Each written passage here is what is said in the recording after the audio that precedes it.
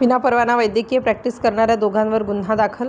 औषधे आणि इंजेक्शन जप्त. संगमनेर शहरात विनापरवाना वैद्यकीय व्यवसाय करणाऱ्या 2 व्यक्तींवर पोलिसांनी गुन्हा दाखल केला. सरकारी आरोग्य अधिकाऱ्यांनी दिलेल्या तक्रारीनंतर ही कारवाई करण्यात आली असून या घटनेमुळे शहरात खळबळ उडाली आहे.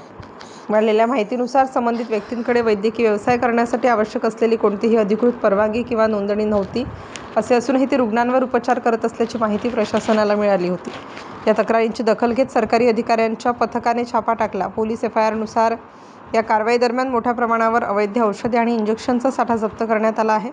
संशयित आरोपींनी आपण नोंदणीकृत वैद्यकीय व्यावसायिक असल्याचा दावा केला असला तरी प्राथमिक तपासात त्यांच्याकडे कोणतीही वैध कागदपत्रे आढळून आलेली नाहीत. या प्रकरणी पोलिसांनी संबंधित 2 व्यक्तींविरुद्ध गुन्हा नोंदवला असून अधिक तपास सुरू आहे. संशयितांनी केलेले दावे खरे आहेत की खोटे हे तपासाअंती स्पष्ट होईल.